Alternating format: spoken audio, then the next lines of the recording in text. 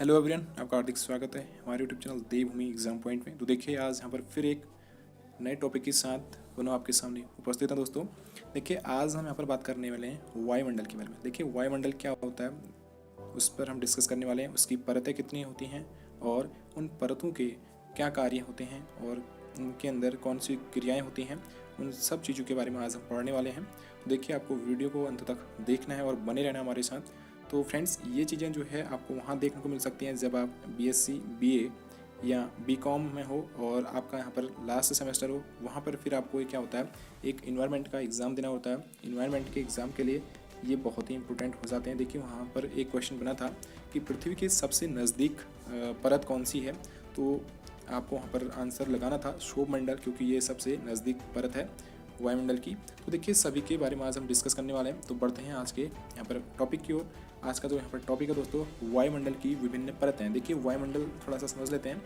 तो वायुमंडल होता क्या है, तो वायुमंडल का जो यहाँ पर रोल है तो उस पर थोड़ा डिस्कस करते हैं।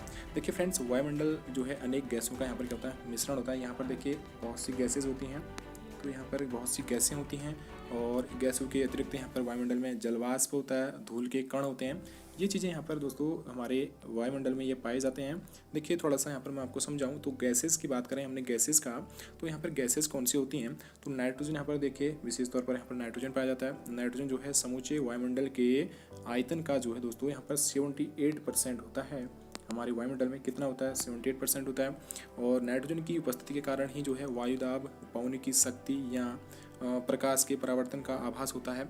और देखिए कुछ इंपॉर्टेंट यहाँ पर एक फैक्ट भी है। तो लेगुमिनस पौधे जो होते हैं वायुमंडलीय नाइट्रोजनी पोषक तत्वों की ये पूर्ति करते हैं। ये पॉइंट भी आपको याद रखना है।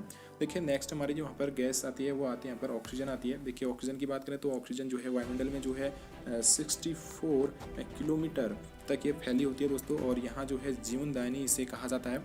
जीवनदायिनी गैस जो है ऑक्सीजन को माना जाता है, क्योंकि ऑक्सीजन के बिना तो जीवन यापन करना बेहद मुश्किल है और ऑक्सीजन के अभाव में हम जो है ईंधन नहीं जला सकते हैं। तो हमारा ये ऑक्सीजन का यहाँ पर बेहद रोल है। तो नेक्स्ट हमारा दोस्तों यहाँ पर जो गैस आती है वो आती है यहाँ पर ऑर्गन। देखिए ऑर्गन की बात करें तो ऑर्गन जो है वायुमंडल का जो है केवल 0.0 जो है 93% यहाँ पर जो है हमारी क्या होती है, ऑर्गन होती है, ऑर्गन का भाग होता है। और वायुमंडल की निचली परतों में जो है ये पाई जाती है। और इसके अलावा वायुमंडल में हीलियम होती है, नियॉन होता है। तो हीलियम भी होती है, नियॉन होता है और फिर क्रिप्टॉन भी होता है, जेनॉन होता है। देखिए बहुत सी यहाँ पर गैसेस होती हैं, बहुत, लेकिन बहुत अल्प मात्रा में होती है, बहुत कम मात्रा में होती हैं। तो आपको पहले से ही बता चुका हूँ जो यहाँ पर विशेषतर जो ज़्यादा अधिक मात्रा में यहाँ पर पाई जाती हैं गैसेस, तो वहाँ पर मैं आपको बता चुका हूँ नाइट्रोजन होती है, ऑक्सीजन होता है। और देखिए एक इंपॉर्टेंट गैस होती है कार्बन डाइऑक्साइड। तो CO2 यहाँ भी बहुत ज़रूरी हो जाती है। देखिए लेकिन ये होती है अल्प मात्रा में होती है 0.03%। लेकिन वायुमंडल का केवल जो है ये 0.03% भाग होते हुए भी जो है एक महत्वपूर्ण गैस है ये CO2। दोस्तों यहाँ पर हमने थोड़ा वायुमंडल के बारे में डिस्कस कर लिए। तो देखिए यहाँ पर वायुमंडल की जो विभिन्न परतें हैं थोड़ा उस पर डिस्कस करते हैं। देखिए हमारी जो पहली परत यहाँ पर आती है सौरमंडल आता है। देखिए सौरमंडल की बात करें दोस्तों तो सौरमंडल थोड़ा सा आपको समझाऊं तो सौरमंडल क्या होता है। तो सौरमंडल जो है फ्रेंड्स ये वायुमंडल की जो है सबसे नीची वाली परत होती है। देखिए पृथ्वी के नज़दीक की सबसे नज़दीक की परत की बात करें तो यहाँ पर सौरमंडल है। तो इसे जो है इंग्लिश में अगर आप समझें तो इसे ट्रोपोस्फीयर कहते हैं। क्या कहते हैं, ट्रोपोस्फीयर कहते हैं। और वायुमंडल की सबसे नीची वाली परत भी है और जिसकी ऊंचाई जो है विषुवत रेखा पर जो है दोस्तों 18 किलोमीटर है। कितनी किलोमीटर है, 18 किलोमीटर। इसकी जो है विषुवत रेखा से डिस्टेंस कितनी है, 18 किलोमीटर होती है। और ध्रुव पर जो है इसके जो ध्रुव होते हैं, ध्रुवों पर दोस्तों ये होती है 8 किलोमीटर की इसकी ऊंचाई होती है। ये पॉइंट आपको याद रखना है। और इसी परत में जो है ऊंचाई के साथ साथ तापमान घटता रहता है।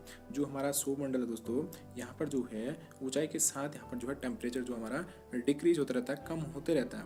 ये पॉइंट आपको याद होना चाहिए।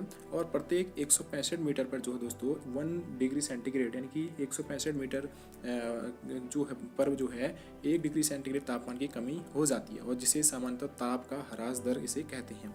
देखिए अब इम्पोर्टेंट यहाँ पर जो घटनाएं घटित होती हैं, कौन सी घटित होती हैं सौरमंडल में, जो कि परीक्षा में के लिए भी इम्पोर्टेंट है। तो देखिए ऋतु जो मौसमी संबंधी यहाँ पर जो सभी घटनाएं होती हैं, जैसे बादल, आंधी, तूफान और वर्षा, इसी मंडल में यहाँ पर जो है ये पूरी प्रक्रिया यहाँ पर चलती हैं। तो ये ऐसी घटनाएं यहाँ पर होती हैं, बादल फटना, बादल और गरजना उसका, और आंधी तूफान, ये सभी ये सौरमंडल में होती हैं। तो अत्यधिक जो तीव्र गति के पवनों के जेट ये जो है, देखिए एक बात बताऊँ आपको, जो सौर सीमा इधर की जो ट्रोपोस्फियर जो होते हैं जो क्षोभ सीमा के निकट चलने वाली जो अत्यधिक तीव्र गति के जो पवन होते हैं उनको जो है जेट पवन यहाँ पर कहा जाता है। देखिए यहाँ पर क्षोभमंडल का विशेषतर बहुत बढ़िया रूल है। तो यहाँ पर जो है सभी मौसमी संबंधी घटनाएं होती हैं, तो आप इसे ध्यान रखिएगा। नेक्स्ट यहाँ पर आता है हमारा, वो आता है यहाँ पर कि समताप मंडल क्या होता है। देखिए समताप मंडल पर थोड़ा सा डिस्कस करें तो समताप मंडल की बात करें यहाँ पर, तो समताप मंडल जो होता है यह जो है पृथ्वी जो परत है ये समताप मंडल की पृथ्वी से जो है ये 50 किलोमीटर की दूरी पर यहाँ पर ये पाई जाती है वायुमंडल में। अब 50 किलोमीटर की दूरी पर यह फैली है और इसके जो निचले भाग में जो दोस्तों 20 किलोमीटर की ऊंचाई तक तापमान में कोई परिवर्तन नहीं होता है, जिस कारण इसे जो है समताप मंडल कहते हैं। देखिए यहाँ पर जो 20 किलोमीटर की ऊंचाई तक जो है इसमें इसके तापमान में टेम्परेचर में कोई परिवर्तन नहीं होता है, तो इसी परिवर्तन ना होने के कारण इसे समताप मंडल यहाँ पर कहा गया है। तो स्ट्रेटोस्फीयर इसे कहते हैं इंग्लिश में। देखिए फ्रेंड्स कुछ पॉइंट और भी हैं। तो देखिए सामान्यतः जो है समताप मंडल में बादल नहीं पाए जाते हैं, परंतु कभी कभी जलवाष्प यहाँ पर उपलब्ध होने के कारण इससे दुर्लभ यहाँ पर बादल बन जाते हैं। अब थोड़ा सा यहाँ पर जलवाष्प माना है तो यहाँ पर जलवाष्प के कारण जो है यहाँ पर क्या होता है दुर्लभ बादल बन जाते हैं, जिसे मदर ऑफ पर्ल कहते हैं। ये पॉइंट आपको याद होना चाहिए। नेक्स्ट यहाँ पर थोड़ा सा इस पर देखें तो इसके ऊपर जो है 50 किलोमीटर की ऊंचाई तक जो है तापमान में वृद्धि होती है, जिसका कारण वहाँ जो है उपस्थित ओजोन गैस है। देखिए ओजोन गैस भी हमारी इसी मंडल में होती है। तो ओजोन गैस की बात करें तो ओजोन गैस कौन से मंडल में होती है, अगर क्वेश्चन आए तो यह होती है समताप मंडल होती है, जिसका कारण यहाँ क्या है ओजोन गैस की मैंने बताया जो सूर्य की पराबैंगनी किरणों को दोस्तों ये अवशोषित करती है, जिसलिए जो है पृथ्वी पर ये सुरक्षा कवच के नाम से जानी जाती है। ये सुरक्षा करती है पृथ्वी पर जो प्राणी हैं। तो यहाँ पर जो किरणें होती हैं खतरनाक वाली उनको क्या करती है रिफ्लेक्ट करती हैं, अवशोषित कर देती हैं। तो देखिए ओजोन परत का जो क्षरण का यहाँ पर जो कारण होता है, अब देखिए कभी कभी यहाँ पर ओजोन भी हो रहा था, एक बार छेद भी हो गया था, वहाँ पर इसको क्षति भी पहुँच रही थी। तो अब उसे क्षति पहुँचने का जो कारण है दोस्तों विशेषकर यहाँ पर जो CFC है क्लोरोफ्लोरोकार्बन, तो CFC का यहाँ पर बहुत बड़ी यहाँ पर खतरनाक रोल है इसमें। तो ये CFC जो है ओजोन गैस से जो यहाँ पर जो CFC जो है यहाँ पर जो इसे बहुत क्षति पहुंचा रही है। अब देखिए एयर कंडीशनर की बात करें, रेफ्रिजरेटर से बात करें तो ये चीज़ें जो है इसे बहुत यहाँ पर नुकसान पहुंचा रही है हमारी इस लेयर को, जिससे जो है यहाँ पर अगर इसमें छेद हो जाए तो जो है पराबैंगनी किरणें डायरेक्ट हमारी पृथ्वी पर आएंगी, जिससे बहुत नुकसान हो सकता है हमें। तो देखिए यहाँ पर ये चीज़ें यहाँ पर ज़रूरी हो जाती हैं, इसकी सुरक्षा भी ज़रूरी है। देखिए ओजोन परत की एक पॉइंट यहाँ पर आता है कि ओजोन परत की मोटाई को मापने वाला किस में इसे मापा जाता है। तो ओजोन परत होती है जो ओजोन लेयर होती है उसकी मोटाई मापने की जो इकाई होती है उसे डॉप्सन इकाई कहते हैं, उसे कहते हैं डॉप्सन इकाई कहते हैं, जो एक बार क्वेश्चन बना भी था। डॉप्सन इकाई इसे कहा जाता है, तो डॉप्सन इकाई इसे कहा जाता है। और इस परत में जो है बादलें, जो धूल के कण, संवहनी धाराएं, बिजली की कड़क, जलवाष्प आदि कुछ भी यहाँ पर नहीं पाया जाता है। लेकिन यहाँ पर जो है ये सब चीज़ें यहाँ पर शून्य होती हैं, यहाँ पर कोई भी घटनाएं ऐसी घटित नहीं होती हैं। और यहाँ जो है वायु जो है क्षैतिज दिशा में चलती है, ये आपको पॉइंट याद रखना है। और एक पॉइंट यहाँ पर यह है कि यह वो मंडल जो होता है वायुयान चालकों के लिए उत्तम मंडल होता है। यहाँ पर जो है वायुयान चालक आराम से जा सकते हैं यहाँ पर, क्योंकि ऐसी घटनाएं घटित नहीं हो पाती हैं। नेक्स्ट देखिए यहाँ पर आता है हमारा मध्य मंडल आता है। देखिए दो मंडल के बारे में हम डिस्कस कर चुके हैं, यहाँ पर आता है मध्य मंडल।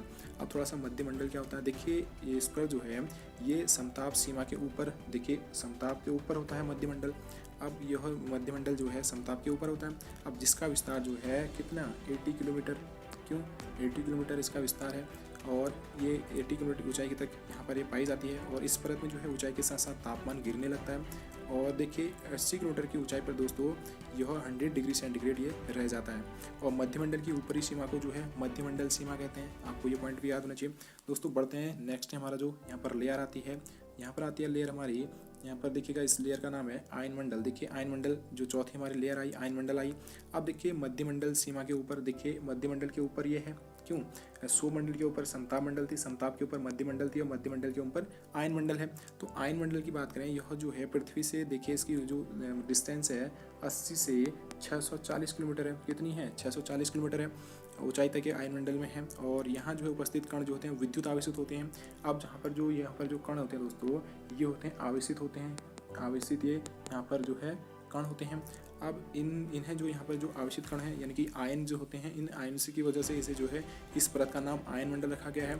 और आयन मंडल के जो 3 परतें हैं दोस्तों DEF तो स्थित हैं, जो कि पृथ्वी से जो प्रेषित जो रेडियो तरंगों को परावर्तित करके पृथ्वी पर वो वापस भेज देती हैं और इस रेडियो प्रसारण में सहायता करती हैं। तो देखिए क्या होता है कि जो यहाँ पर इसकी जो 3 परतें हैं आयन मंडल की, ये जो है पृथ्वी से जो प्रेषित होती हैं रेडियो तरंगें, ये पॉइंट आपको याद रखना है। तो रेडियो तरंगें होती हैं दोस्तों, रेडियो तरंगों को ये क्या करती हैं, परावर्तित करके पृथ्वी पर वापस भेज देती हैं। अब जिससे जो होता है रेडियो प्रसारण में सहायता मिलती है। और संचार उपग्रह दोस्तों इसी स्तर पर स्थित होते हैं, ये पॉइंट आपको याद होना चाहिए। जो संचार उपग्रह होते हैं इसी स्तर पर स्थित होते हैं, आयनमंडल पर। तो बढ़ते हैं नेक्स्ट, हमारा बाह्य मंडल आता है। अब देखिए बाह्य मंडल, देखिए लास्ट हमारा यहाँ पर परत है, तो बाह्य मंडल की डिस्कस करते हैं।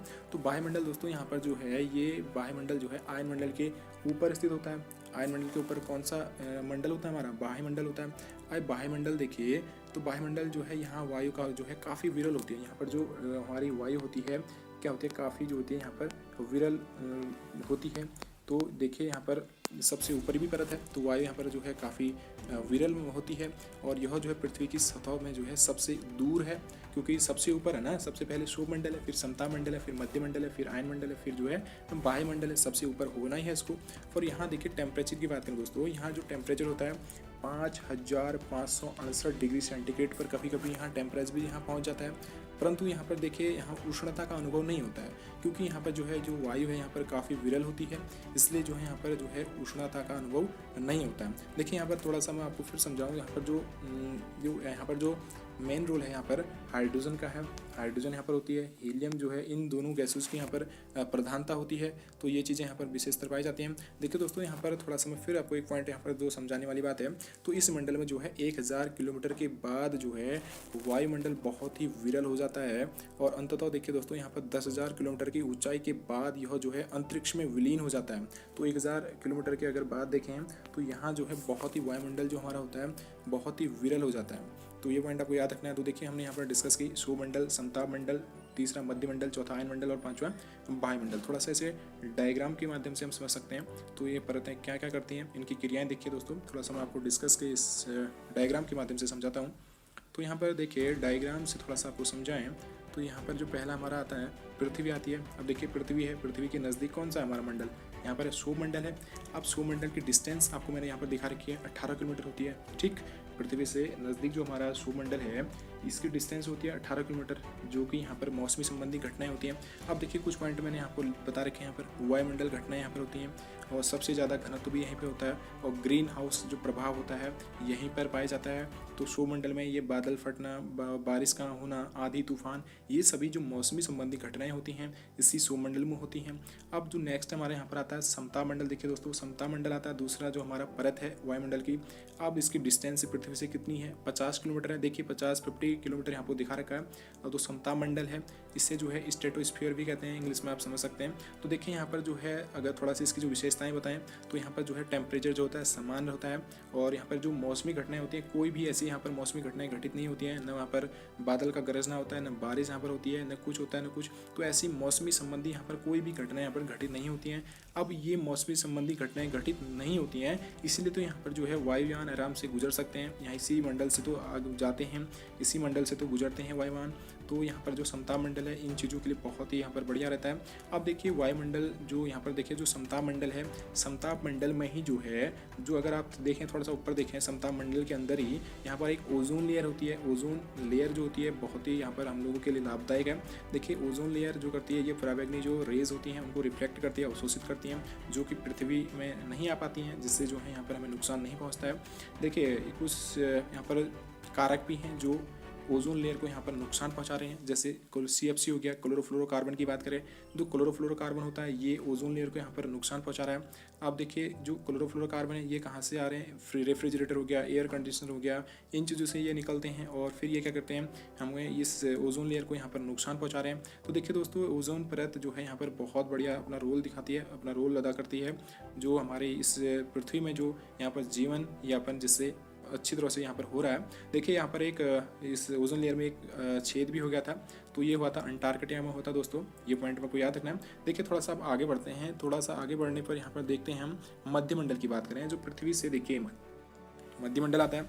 ये जो है 80 किलोमीटर ऊंचाई पर है पृथ्वी से। देखिए मध्यमंडल जो है यहाँ पर जो होता है, जो उल्का पिंड होता है दोस्तों, ये मध्यमंडल उनको क्या करता है यहाँ पर ख़त्म कर देता है। अगर उल्का पिंड देखिए, अगर उल्का पिंड आए तो ये दोस्तों यहाँ पर क्या कर देंगे, तो उल्का पिंड जो होते हैं ये दोस्तों यहाँ पर उल्का पिंड अगर यहाँ पर इस मध्यमंडल में आते हैं तो उल्का पिंड क्या करेंगे यहाँ पर जो है, अगर मध्यमंडल इनको ना रोके, मध्यमंडल इनको ख़त्म ना करें तो ये पृथ्वी पर आएंगे, टकराएंगे, विस्फोट होगा, जिससे यहाँ पर तबाही मच जाएगी, यानी कि यहाँ पर जीवन खत्म हो जाएगा। तो ये मध्यमंडल यहाँ पर बहुत बढ़िया रोल अपना दिखाता है। नेक्स्ट पॉइंट देखिए दोस्तों, यहाँ पर आता है आयन मंडल। तो आयन मंडल की बात करें, इसकी डिस्टेंस कितनी है पृथ्वी से, 80 से 640 किलोमीटर की दूरी पर ये पाया जाता है आयन मंडल। और यहाँ देखिए दोस्तों रेडियो तरंगें जो होते हैं यहाँ से परावर्तित होती हैं। और देखिए यहाँ पर जो है संचार उपग्रह इसी मंडल में यहाँ पर स्थित होते हैं। ये पॉइंट आपको याद रखना है। तो लास्ट पॉइंट हमारा आता है यहाँ पर वायुमंडल। देखिए वायुमंडल जो है हमारा लास्ट पॉइंट है। तो वायुमंडल की बात करें दोस्तों, ये जो है सबसे बाहरी हमारा मंडल है। और वायुमंडल जो है इसमें जो है यहाँ जो होती है काफ़ी यहाँ पर जो विरल मात्रा में होती है वायु।